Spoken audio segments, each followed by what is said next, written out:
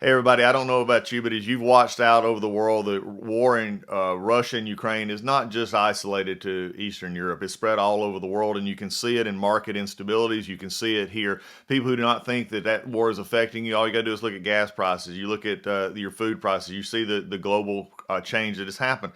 But you know something that's also affected investments as well. And I've said all along, legacy precious metals is your navigator. They're the ones that see you through to get to the next level. The good news about this is even with market volatility, market instability, you've got options. And gold prices are rising as investors turn to gold. And gold presents a hedge against this inflation and that protects you against the weakening dollar, which we are seeing. Legacy Precious Metals is the only company I trust to deal with gold and silver and the other precious metals.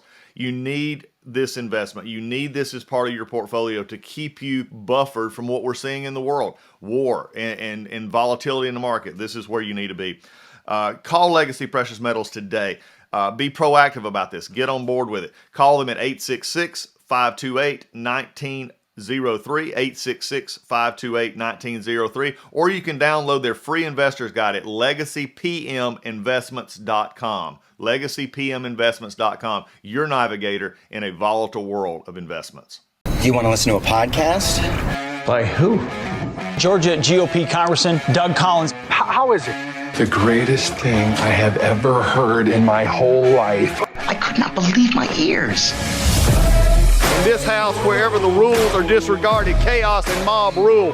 It has been said today, where is bravery? I'll tell you where bravery is found and courage is found. It's found in this minority who has lived through the last year of nothing but rules being broken, people being put down, questions not being answered, and this majority say, be damned with anything else. We're going to impeach and do whatever we want to do. Why? Because we won an election. I guarantee you, one day you'll be back in the minority and it ain't gonna be that fun. Hey everybody, it's election year. And we've been talking about a lot here on the podcast. We have guests who come on and everybody talks about the 2022 cycle and what's it going to mean and how is it going to impact people and how are we looking ahead, to the presidential election of 2024. Can you believe it? We're already looking at 2024 and 2022 haven't even really started yet. We've had one major primary season, that being in Texas this year so far. But we're getting ready to where this is really going to start hitting. We're a little over 6 months out. We're looking at the November elections. There's a lot of things in play. And I've had a lot of questions that have came in. People have wanted to talk about the elections. What does it mean? What's the foundation? So what we're going to do here on the podcast for probably the next couple of episodes is I'm going to break down the 2022 election. I'm going to talk about the factors that are playing into it, the reasons that I see problems in our elections cycle right now. And I see the problems for the Democrats. I see the opportunities for Republicans, but I also see Republicans having some issues that they're going to have to deal with as well. So what I wanted to do is we talk about the election. Let's talk about why this 2022 cycle is important. I think there's some overreaching discussions that we need to have. Number one is we're coming off of a 2020 cycle that frankly is still being litigated in many ways. Now, not necessarily in reality, but in many ways it is being litigated because the problems that came out of November 2022 or 2020, are coming to light more and more. You're hearing it here on the podcast. Maybe you've seen it already. 2,000 Mules by Dinesh D'Souza, one of our Salem faculty here who does a podcast, is a movie coming out in May. You can go to 2000mules.com. You can get your tickets for that. But it's going to document, using open records, using cell phone tracking and others, the issue of ballot harvesting and ballots in Georgia and Wisconsin and places like that. So this is not going away. Now, as far as looking backwards and changing the elections, this is why you've had so many legislatures, especially like in Georgia and other places, take initiatives in their legislative sessions last year and this year to combat what we saw in 2020. Now, that's going to heighten this. So in many ways, for a lot of people who are very frustrated, especially Trump supporters who are very frustrated with what happened in 2020, this is going to refuel that anger. It's going to refuel that conspiracy and disgust. And it's going to make, because this is real facts that are happening, real things that you'll be able to see. And it just goes to show that no matter what the mainstream media wanted to say about the last election, that there were a lot of questions about what happened and how it was taking place, and a lot of things that were done under the cover, if you would, of the pandemic That frankly were not should not have been done under state law in many of these states, and they were done unilaterally under the quote emergency COVID protections that ended up causing the elections to have a lot of people have questions about. So as you start into the 2022 cycle, if you have some people who are still very frustrated about the outcomes of the 2020 cycle, and then the discussion of will they show up to vote. Now, I'm going to touch this here because it happened in Georgia in particular, where we had to deal a great deal in Georgia in the two runoffs for the Senate elections with people, Republicans and conservatives in particular, didn't show back up. They were very frustrated with what happened in November in Georgia. They did not believe it was fair. They did not believe in the integrity of the system. So guess what? They didn't show up. Now, at the same point, by them not showing up, we have two United States senators who are Democrats from the state of Georgia. I don't believe, especially probably the David Perdue seat in particular, where John Ossoff won, I believe that if the Republicans had showed back up in the same numbers that they had in November, that election would have gave David Perdue continued that Senate seat. The other race was the Loeffler race with Warnock. A little bit different story, mainly because of the way we had to run the Senate race in that seat. That was the seat to fill the vacancy of Johnny Isakson. The governor had put that into a jungle primary, which meant all of us, including myself and others who ran for that seat, had to run against not only Republicans and Democrats. It meant that Warnock did not get a real vetting during that election, especially in the runoff. So it was that one was a little bit different. Warnock won that one a little bit more. Still, relatively close, but he won that more. But one thing that many people don't know, and here's something for you listening on the podcast: Georgia in January of 2020. Or 21, when that election on January 5th occurred, there were three on the ballot. There were three races on the ballot. Let me rephrase that. There were three races on the ballot. There were two Senate races and a public service commissioner race, which is a utilities board here in the state of Georgia that governs all of our utilities and sets rates and things like that. Here's what is interesting. The two Senate campaigns, both won by Democrats. A Republican got the most Republican votes in that side and won the seat on the Public Service Commission. So in a race in which we saw the frustrations at the top of the ticket, but we also saw Republicans still turning out, and especially if there was a question, this one was a bit lower turnout than the top two, but actually a Republican did win. So bottom line, is this going to drive into the 2020 cycle? 2020 into 2022 cycle. We're going to see. That's one of the overarching themes, I think, from a Republican perspective, from a conservative vote perspective, and also those who are still frustrated. Now, look, this is why the election integrity issues that were taken up at the state legislatures mattered. Reversing some, unfortunately adding to some of the problems that we saw in the 2020 cycle, especially with drop boxes and verifications. But I think these questions that were asked and are being investigated, and now is, as I said earlier, going to be even more so in this new movie from Dinesh D'Souza, is going to cause, I think, more people to say, look, we've got to participate in these elections. We got to be there. And also it reinforces why the state legislatures that the liberal media went crazy about, Texas and Georgia in particular, calling it, the president and the press secretary calling it Jim Crow 2.0. I mean, those were just not accurate depictions of what happened in the Georgia elections law bill, SB 202 from last year. In fact, if anything, it strengthened, it added more days to the voting. It made the drop boxes more secure, did not get rid of the drop boxes, which many people thought that they should have gotten rid of. So as you look at this, really the matter comes in is, will people show up to vote, and especially from a conservative perspective and a Republican perspective. This is what has sort of hung over these last 15 to 18 months now since the November 2020 elections. As we look at that and you take off and you're starting to look at this, and for some of you who listen to the podcast, you're very politically in tune, you know what's going on, you follow these races, but maybe for some of you who are listening for the first time, you're just getting started. You're saying, okay, what is the background? Why are we seeing this election cycle, frankly, start as early as it has, and then continuing into the November, and how is it going to play out? So let's look at this from a basic perspective. This year, you have a third of the Senate. U.S. Senate is always up in cycle every 2 years. So 33 of the senators are always up in the cycle every 2 years. Then you have the entire U.S. House of Representatives, 435 members that will be elected. And plus you have a lot of, this is a year for governor's races. They're off presidential years. So you have a lot of governor's races going on as well. And of course, the state legislatures in most states are being elected on this 2-year cycle too. So this is what's at stake. The U.S. House and U.S. Senate are at stake. Why does that matter? Right now, President Biden started his presidency with both a majority in the U.S. House and a majority by the tiebreaker of Vice President Harris in the United States Senate.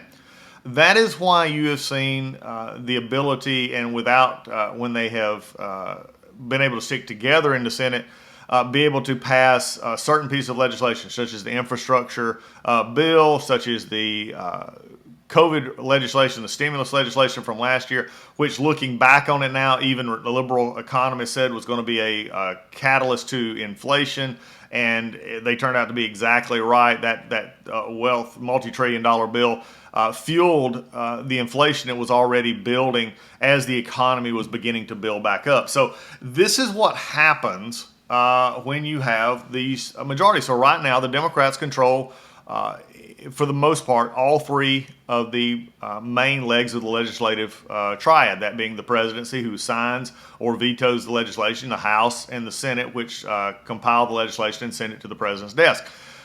It is also saw is this last Supreme Court cycle, be able to put through a Supreme Court justice. Justice Brown Jackson has been approved by the Senate, although they did have 3 Republicans who crossed over and voted with the Democrats in there. That shows you the closeness of what's going on. So if you're looking at it from a perspective of what's at stake, if you're a liberal voter, one who's very happy that Joe Biden and the Democrats are in control, then you're looking at November 22 as being a pivotal time to either keep that majority or going back in the minority and not being able to pass the things that you had hoped for this past 15 months. In fact, this has been one of the big, and we're going to talk about here in just a moment, one of the problems for Democrats facing this election, because most observers across the board will tell you that in looking at the situation right now, the United States House is probably going to flip to the Republicans. And the question is now is not will it, is just how much. And this has been a problem building for the Democrats, and also you can see it in their frustration level of not being able to pass things that they wanted to see passed. A very liberal agenda, Build Back Better, many of the pieces of that, student loan debt, immigration. There's a lot of things that they've not been able to pass or get it through the Senate without the filibuster being overridden in the Senate, which is Chuck Schumer's problem, and he's not used the nuclear option, so to speak, on those issues at this point. Part of it, I believe, is because Schumer realizes that the Senate is also in play. So at this point, the Senate doesn't look as firm as the House in flipping, but there is a very strong sense that the Senate could flip as well. What does that mean for Joe Biden? It means basically his legislative agenda is dead.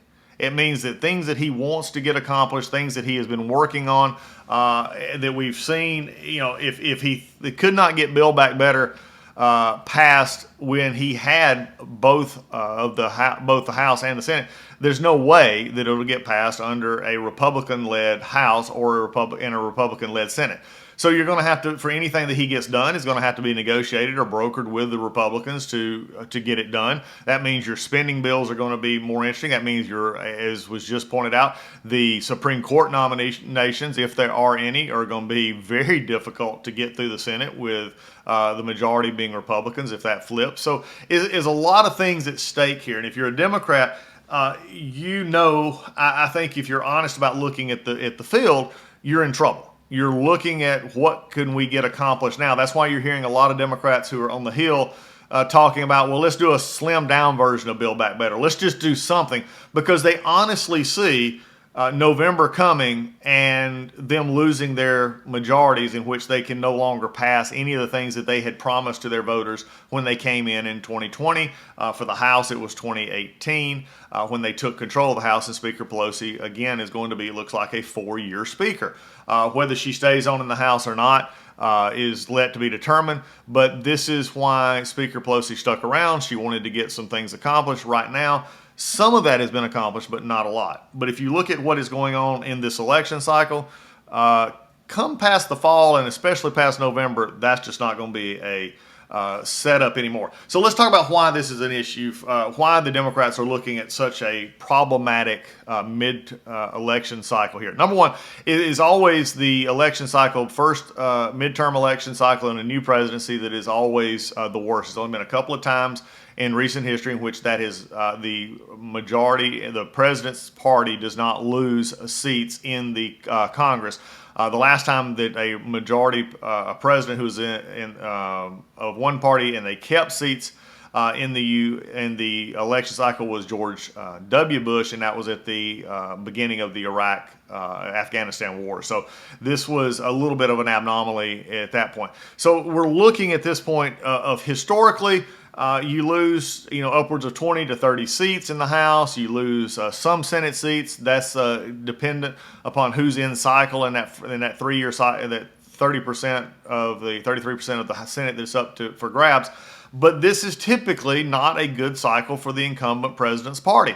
It's being double down and even triple down because of, frankly, the problems in the Biden administration. Let's just look at the latest polls. The latest polls are consistently coming in the 30s in the approval process for Joe Biden's presidency.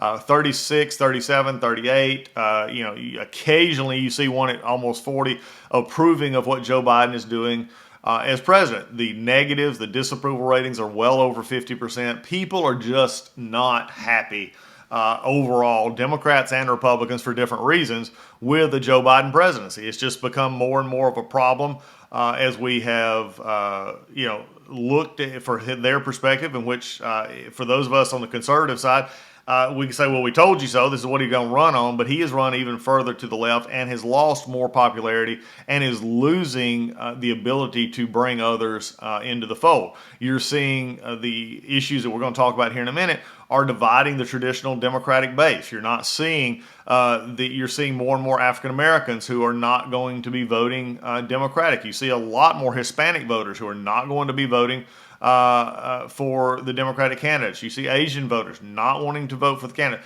Why is the Democratic Party in free fall right now, it appears, in this election cycle? And what would they have to be looking at to say, what do we either have to shore up and help, or what do we have to go to find votes, or just to keep some of their members so it's not a complete and total wipeout? My prediction is it's just going to be a Republican majority again, somewhere between 230, 240. That means that you're going to have a 40 to 50 person seat flip in the House. Possibly could go a lot higher. I think that's a conservative estimate. Some of the reasons why that might not be is redistricting. There's been a lot of gerrymandering, and it's amazing to me. It's called gerrymandering if a Republican legislature draws them out.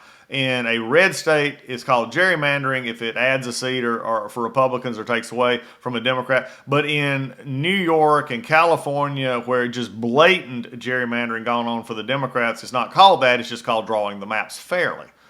I think people are seeing through this, but that is the one area that could hurt Republicans, chances in some of these seats that have been done through the redistricting process. But let's just dive in for a minute on why is this a bad year for Democrats? Well, let's just be honest. Let's start off where it is. Number one, I think one of the issues that is being discussed a great deal is immigration. When you look at the border and you see the open border policies of this administration, and that's all you can put to it. There's no denying. We've heard it here on the podcast from Tom Homans, from just over and over from others, from John Ratcliffe, from Dale, from these institutes who look at legislation and look at lawsuits that are dealing with immigration. It's just a disaster. There's no form or function at our southern border right now. Almost every country in the world has been found at our southern border coming across.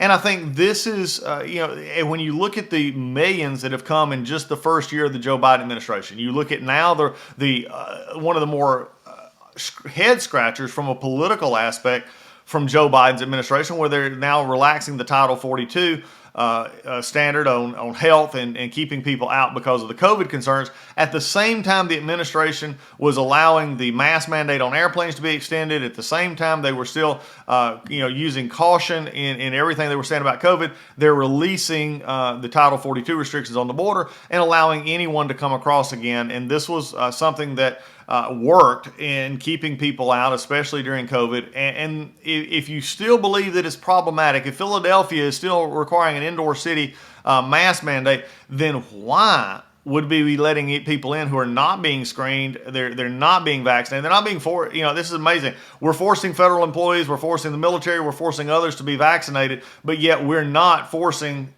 those who come across our borders illegally to be vaccinated if they're going to stay.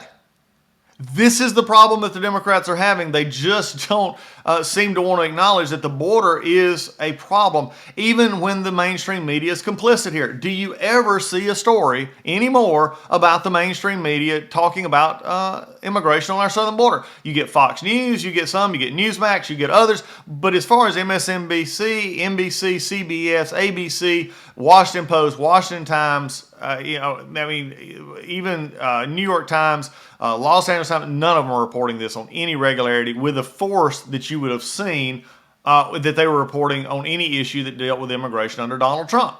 And I think this is going to come back to bite them. You're seeing Hispanics in Texas voting more and more to Republican. You see it across Arizona, New Mexico, into California as well, but California, a very liberal state to start with. But it is affecting, and I think you're seeing, as many Republicans are pointing out, that you don't have to live on these border states to be affected by what's going on at the border. There's been enough fentanyl brought in or captured at the border to kill every American several times over. This is just what's being captured. We don't talk about the 500,000 getaways that sensors and other devices have picked up coming into the country, but we just don't have enough border agents to go apprehend them, so they're just getting away, almost 500,000 of them. This is not an issue that has anything to do in most people's mind with racism or anything else. It just simply has the fact that we have a sovereign southern border that's not being protected right now, and we have there's been over a dozen terrorists from the actual terrorist watch list stopped at our southern border. There have been criminals, murderers. I think I saw a statistic, it was close to 50, I believe it was, or a little bit more, murderers who are caught coming across the border. All of this is going on, and people are taking a look at it, and then they don't understand. When you have issues of economy, you have issues of jobs, you have issues of inflation, you have all this, and you have people continually coming across our border with a Biden administration and Democrats, frankly, in the House and the Senate, who have just turned a blind eye to this situation, and then had the audacity to have Jen Psaki the other day, the press secretary, say that the Republicans were using this for political fodder. It's just disingenuous. It's coming across there. The second thing that we're seeing that I think Democrats are having to deal with is inflation. Now, inflation for the years have been kept at 2%, a little less, have been going. Then we ran into COVID, and then we come into the recovery out of COVID. Last year, when Democrats, one of their prime pieces of legislation they talk about is the COVID stimulus package, multi-trillion-dollar package that pumped a lot of money into the economy. At the time, liberal economists, former White House economists said this is not a good idea. And those economists were bad-mouthed on liberal media. They were bad-mouthed on the White House, saying, oh, they don't know what they're talking about. And the result is that they knew exactly what they were talking about, because the inflation rate has begun to skyrocket since that time, and now is at its highest in 40 plus years. When I was in middle school and high school was the last time inflation was this bad. Part of that is just a basic economic lesson. Let me, and just explain it to you. If you're wondering, well, how does that affect, the COVID stimulus package? How did that affect the inflation rate? Well, number one, is really easy when you look at it from the perspective that what was going on was that supply was interrupted by COVID, shortages across the globe. We saw it with issues at our ports. You saw the supply chain interrupted. You see these problems with people not being able to get and still not getting product on shelves. And we see it from food to hardware to other into regular goods, durable goods as well. They're not able to get there. So it created a supply that is down. You created a demand that is high when people had extra money to spend. They were working on their homes. They were buying cars. They were buying utility vehicles. They were buying things. They were putting money that they were getting many times in stimulus checks and referrals. And for many who were working at home, had less expenses. In essence, they were getting a raise because they wasn't having to drive. They wasn't having to go into work through the COVID cycle. So they were spending money. Well, low supply, high demand is going to equal prices going up, inflation starting to skyrocket. Then you had Joe Biden's administration also come in on top of this and begin a war on American energy independence. The first thing out of the bat, what did they do? They wrote a executive order that stopped work on the Keystone XL pipeline. Now, as Jen Psaki likes to say, this is not an oil field, but to have the flow and to have the ability to get the oil out of Canada to the refineries in the United States, having another pipeline is, and everybody that looked at it was going to help generate jobs and help to increase the oil production into the refineries, because you're able to take more oil with multiple pipelines coming into the United States. And the President Biden's administration just said, no, we're not going to do it. They shut it down. Then began to retract the deeds and the lease purchases on federal lands for energy exploration. Stopped those, froze those. Then, they were complaining, the administration said, well, the oil companies has these leases, they're not using them. But yet the reality is they couldn't find new leases. And if you have a lease that then you needed to go horizontally or onto another partial land that's in another lease, you couldn't get the permits to do it. So this is an attack on American independence, which again, you couple that with supply shortages and the food shortages, and you then put on top of that energy, guess what? You get the worst inflation in over 40 years. And if you don't believe this is a political issue, and I've heard this from some, that this isn't Joe Biden's fault, he did what then all I ask you to do is go and look on the internet or go to your local gas station. At some gas station, you will find the sticker that has Joe Biden pointing at the gas pump and says, I did that.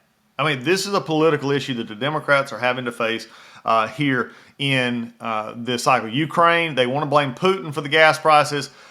Russia's invasion of Ukraine simply added to the misery there on the already attack on American oil independence and made us more dependent. You have the war tightening up shortages, causing the price to go up around the world, which again just internally drove up inflation even further.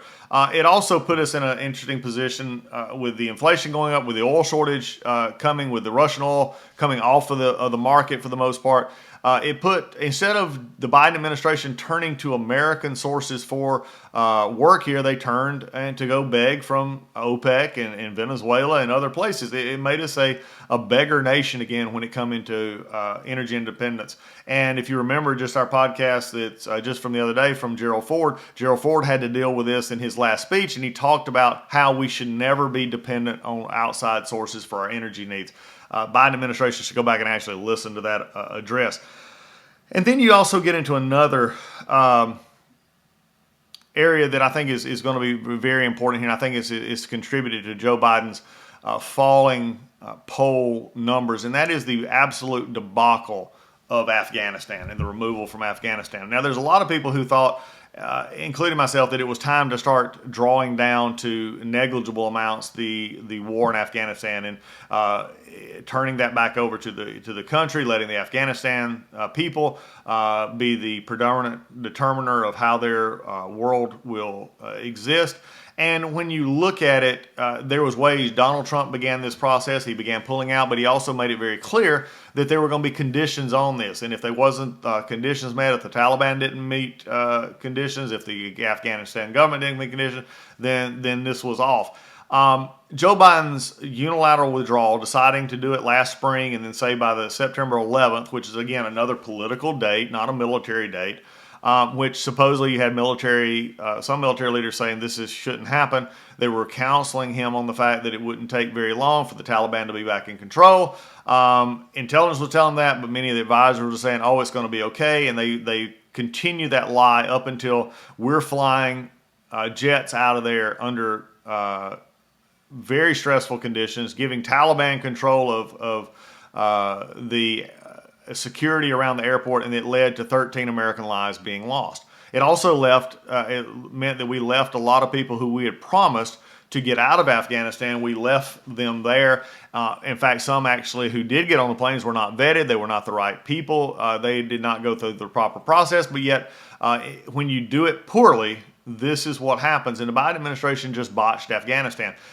I've said this before, I'll say it again here on this podcast, and that is that the American people in general, not necessarily partisans on either side, but the American people in general are typically forgiving to a point of a chief executive if there's a problem with domestic problems such as energy, such as gas prices, such as food prices, such as the economy. I mean, they may not like it, but there's at least some forgiving element. What I have found is, looking back over time, the one area that the general populace does not tolerate, and that is for the American flag and the American principles around the world to be looked upon as running or being in disgrace. And when you see that happening, you could sense the turn in Joe Biden's poll numbers from last August, really accelerating through October as this began to sink in even more, is his poll numbers were started to go down and were not recovering. People did not forgive the way we came out of Afghanistan. No matter if you thought we should be in Afghanistan or not be in Afghanistan,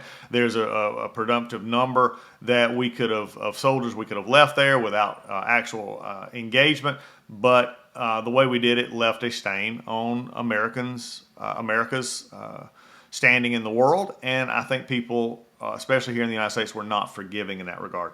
Then you turn into what we saw last November in the election cycle, and that's the very liberal agenda. All of a sudden, the rise of the parents. You saw this in Virginia, you saw it a little bit in New Jersey. You're seeing it continue, whether it be on CRT, critical race theory, whether it be on diversity, the curriculum issues.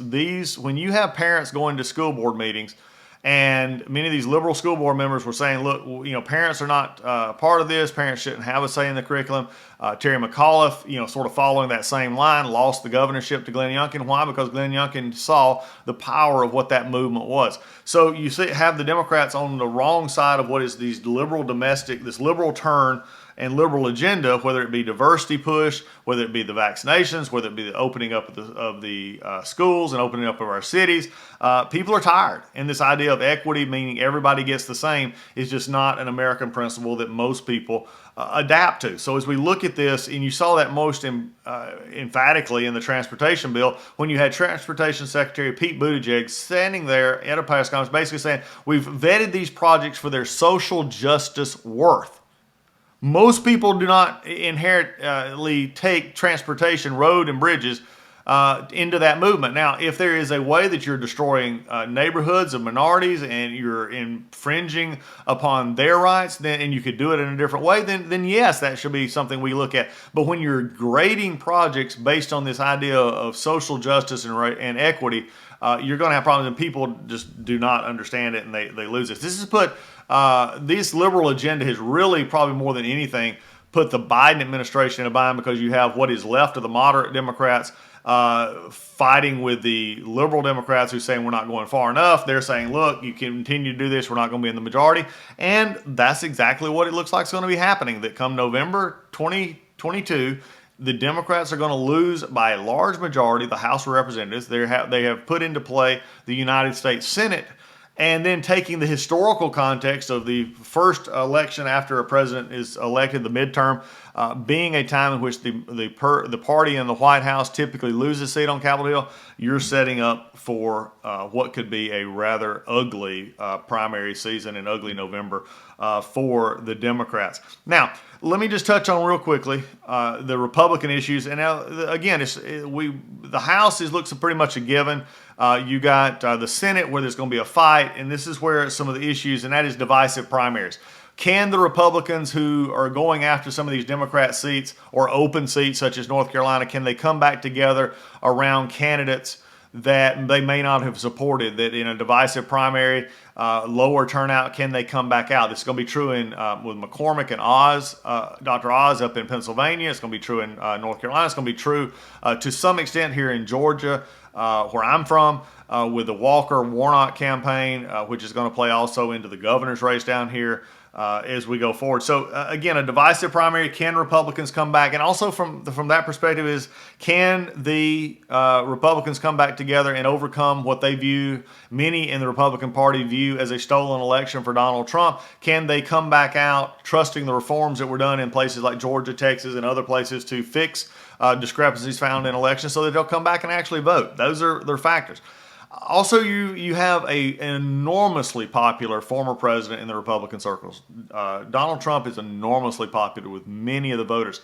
He's endorsed over 100 candidates. He has imparted himself into many of these races. So we'll see how that is going to go. And in the month of May, you're going to get a good telling of the effect of Donald Trump endorsement power when you have the races in Alabama, which he's withdrew an endorsement in, said that he's going to endorse again, North Carolina, Pennsylvania, Georgia, Ohio, all of these having major races in which Donald Trump is endorsed in. So we'll see how that plays out as we go forward.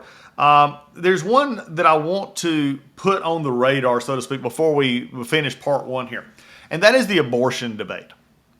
Now, you may be thinking, the abortion debate, what is that? Is that, I didn't know that this was a problem. Well, you may have forgotten the Mississippi case that was before the Supreme Court back in December and was argued. That decision is going to come out in June, probably late June. It'll be after most of these primaries. There's still a few primaries left that are later in August and July and August around the country. But this is going to be a big play, I believe, in the fall elections, especially if what I believe is going to happen in the Supreme Court is the two ways they're going to look at this is, number one, they're either going to uphold the 15-week ban in Mississippi, which if you look at it closely, and we may do another podcast just on this case itself, it would go against what I believe John Roberts, the Chief Justice, would want. I mean, he's already talked about the arbitrary trimester system of the current rulings of Roe v. Wade. So it'd be interesting to see if they kept that. Maybe that's the center ground, although not lodged in any legal theory. That could be what you see with the Supreme Court. Or you could see just a overturning of Roe v. Wade altogether, which throws this to the states, which opens it up a great deal. Many states already have trigger laws in place that if it was ever overturned at the federal level, that a ban or some kind of ban would take place in their state immediately. Either way, I'm putting this on your radar now. This is your free one for the podcast. Watch the abortion debate as it plays out in late June as we roll into the midterms of November. That's the lay of the land. That's where we're at. That's why it is so bad right now for the Democrats. That's why Republicans are confident, but they can't lose sight of the fact that they've still got to motivate their voters. They've still got to give an alternative. They got to overcome some redistricting issues in some states. And then also have this, how this abortion debate will play with turnout come November. I think this will play well for conservatives. But we'll just have to see as that goes. So if you've got the basics now, if you understand sort of the playing field, this is what November 2022 looks like. This is where the president's party is, the Democrats are looking down the barrel of getting wiped out in the House. They're getting ready to lose the Senate. And Joe Biden's legislative agenda, which has been far left in all aspects of his administration, is getting ready to come to a screeching halt. And the question will be then, what does he do in those final 2 years running into the 2024 elections? You're going to also see a lot from former President Trump in his endorsements. How well do they do? Who wins? Who loses? We'll see how that goes. So if you've got the grounding now, what I want to do when we gather again on the podcast, and what I need you to do is go to this. If you're listening to this podcast, make sure you've downloaded it. Make sure that you've shared it, liked it. If you can write a comment, those things help because we need to get this word out. We're going to spend a lot of time in the next 6 months discussing issues related to the 2020 election cycle, 2022 election cycle. Because I think the 2020 election cycle is looming in the background, but 2020 is upon us, and 2022 is upon us, and we've got to make sure that I think we're focused on the issues, and from a conservative standpoint, showing up to vote. So the next time we gather together, we'll talk about the lay of the land and how these atmospheres play out in states like Nevada, Arizona, Georgia, Pennsylvania, Ohio, Wisconsin, Michigan. A lot on the table. We'll take individual states. We'll go in depth. We'll let you'll have the best primer you need for the primaries coming up, and then the look ahead to November as we go forward. So take this, share it, work with it, listen to it, ponder it. Go to DougCollinsPodcast.com. Send me your suggestions. You can go in there and send me a message. I do get to see those. Let me know what you're thinking, what you think about this background that I've laid out. Maybe there's something I didn't think about. Go find and send me a note on the DougCollinsPodcast.com. And you'll see all of our fine sponsors, Legacy Precious Metals. You'll see My Pillow. You'll find a link to find out how to get tickets for 2,000 Mules. .com. You can go there and get your for the motion picture coming up by Dinesh D'Souza, and seeing what happened in the 2020 election cycle. So folks, that's your primer, that's your homework, that's your study. Meet me again next time here on the Doug Collins Podcast, and we'll do a deep dive into these races across the country. In November of 2020, the Democrats were up to no good. You know, they were trying to win an election, but they were doing it the wrong way. They were planning to pull off the greatest scheme in election fraud that had never been seen before. They didn't think anyone would catch them, but guess what? They got caught. Find out what they did and how they did it in the new documentary film called 2,000 Mules, directed and narrated by renowned filmmaker Dinesh D'Souza and executive produced by Salem Media Group with research from TrueTheVote.org. 2,000 Mules tells the story of the ones who tried to hijack a presidential election. You'll see the actual video surveillance tapes. You'll see how we tracked their cell phones to box after box as they got paid to carry out this illegal scheme. Watch the movie and decide for yourself. Attend a limited release premiere of 2,000 Mules on May 2nd or May 4th. Now remember, these are the only two times it's going to be in the movie theater, so if you want to watch it with like-minded folks, these are the two dates that you need, May 2nd and May 4th. In fact, you're going to even get to see it before the exclusive premiere at Mar-a-Lago later this month, so I want you to be ready for that, but May 2nd and May 4th. Check out your local listings and get your tickets today at 2000mules.com. And that's the number, 2000mules.com. You will not want to miss this. This is some groundbreaking stuff by one of the Salem faculty members, Dinesh D'Souza, and the Salem Media Group, 2000mules.com. If you want to see that in the movie theaters, it's May 2nd and May 4th. Go and get your tickets at 2000mules.com. Hey everybody, it's Doug Collins. I can't wait to tell you about a new partner here on the Doug Collins Podcast, Healthy Cell. HealthyCell.com. You can go to their website. They are reimagining the way that we take vitamins. I mean, look, you don't still listen, you know, for the most part, record players or for the vintage side. You look at for old time, you don't listen for the crispest, clearest. There's things out there that you get right now that have updated in the future. And we're still taking vitamins like we did back in the 1930s. This new technology, this new product from Healthy Cell is a microgel that takes your vitamins, puts them in a gel form. You can take it straight out of the pack. You can mix it in water or your favorite food, but it gets into your system so much quicker. 165% better absorption through this microgel technology. And believe me, the more you get in the nutrients into your body, the better you're going to be. They have a full product line. I take these Metagel packets. They are amazing. We have been on them now for a little over a month, and I can tell the biggest difference. I've taken vitamins most of my adult life, and the way these work is just something that I don't think that you can find anywhere else. Again, it's healthycell.com. You can go /Collins or use Collins in the promo code to get a 20% discount. You don't want to miss this. Please go check out their website, healthycell.com. Microgel for these vitamins that are the best thing out there right now to keep you healthy and listening to the Doug Collins Podcast. Hey everybody, I just want to talk about sleep.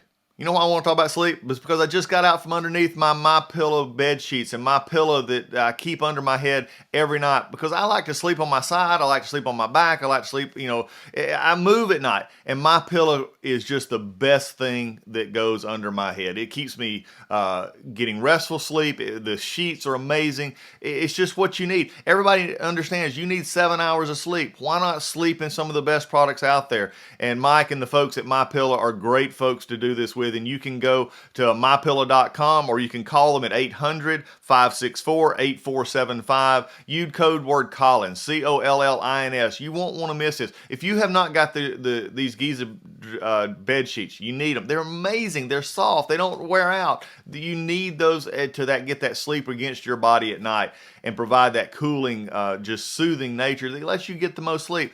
But they're not just about bed sheets and pillows. They also have the My Slippers. Amazing. I don't wear, I've talked to you about it before. I don't wear slippers, but I do wear My Slippers. They're amazingly comfortable. You can wear them outside. You can wear them inside. Great products. You've got towels. You've got all kinds of stuff. Go to mypillow.com. It's spring cleaning time. It's springtime to get out there and try and buy new things. Replace some of your old stuff. You'll want to replace your towels. Get some other products for your bedroom. All at mypillow.com. Mypillow.com or call 800-564-8475. Use the promo code Collins, COLLINS, when you check out. I guarantee you will be satisfied.